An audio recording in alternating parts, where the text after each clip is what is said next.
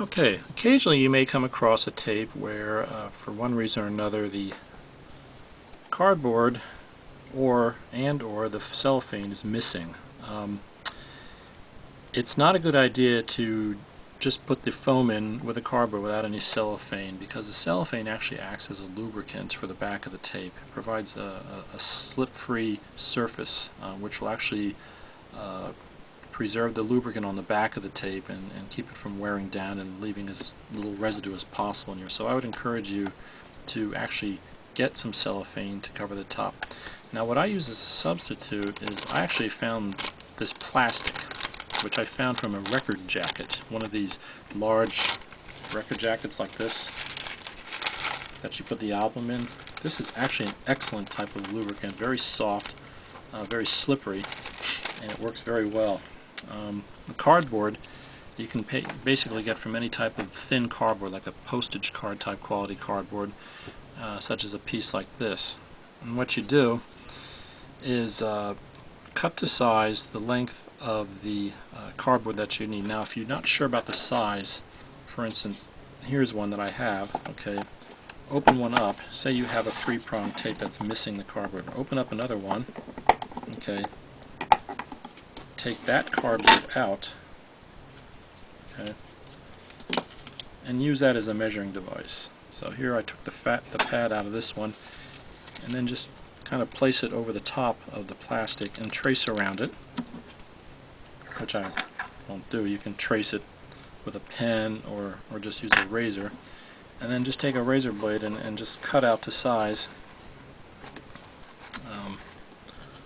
the size of the cellophane that you need. So you'd go around here and cut it out, cut along the side, and then cut along the opposite side, okay, like this, and you'll end up with a strip kind of like this, about the right length, just like that.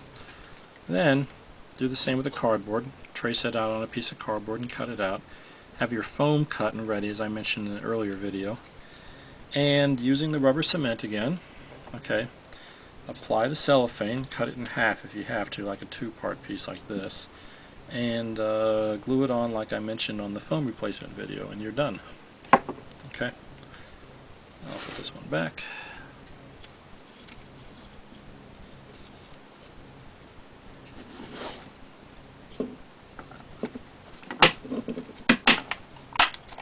Okay, another thing you probably should do while you're doing this is, while I'm opening the pinch rollers, I'll take some out. Opening the cartridge, I'll find a pinch roller that I will try to clean off the wheel with the lubricant on there. Usually these things get a lot of buildup of the lubricant on there, and it's a good idea to try and remove it because it'll actually make this tape speed a little more uniform. So what I'll do is I'll take some Goo Gone, okay, saturate a piece of paper towel, then take the pinch roller and just hold it on and turn it in your hand while wiping it off, and you'll see all the old lubricant come right off. Now, you probably don't want to get this on your hands. Sometimes I would recommend wearing some sort of gloves. You don't really want this to get all over you, and you can see that the pinch roller is now clean, like new again, and also this has picked it all up. So, and then again you put the Vaseline on the center of the hub and put it back onto your tape. Okay. Final thing I'm going to do is show you basically the case itself. Sometimes you'll get some tape cases that look like they've been left out in someone's backyard for about 10 years, and they're pretty heavily soiled and covered with dirt.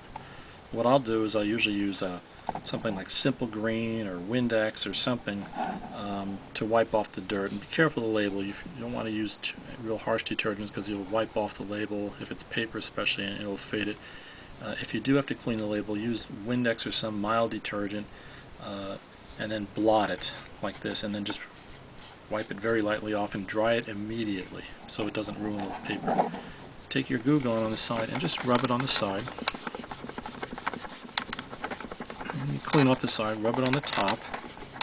You can see you get some dirt off of there. And go around and do the whole tape. This one's not too bad, so I've seen some that were pretty bad. And then finally, the last thing I do sometimes is if you got a tape that's kind of hard to insert into the machine, it jams, get yourself a little furniture polish like Endust or Pledge, okay? Spray it onto a paper towel or Kleenex like this. Do not get this on the tape, by the way, or else you'll have a real mess. It'll slip all over the place. Take the furniture polish and just buff it into the side of the tape like this. It'll actually make it shiny, and it'll definitely make it slippery. And put some on the other side and go basically all around, especially on the edges. That's where it's most important. On the top, bottom, go around all over, and then just use a drier section of the cloth and wipe off the wax like this. And when you put this in a tape, it'll go in very easily. There's this. So here's one. Stick it in. A Panasonic that I picked up some time ago. And it goes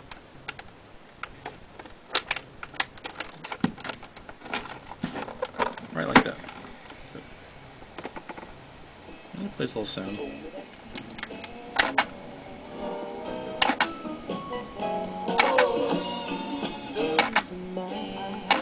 And again, as I was saying, when you play the tape, make sure that you never pull the tape so that it's in this kind of a situation where it's tipped over, because it will jam the tape.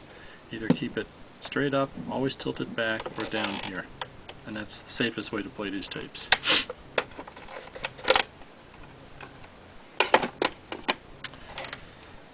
And that's about it.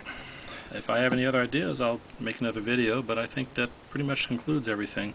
You can always send me a comment or a question if you have any need any information. And good luck. Thank you.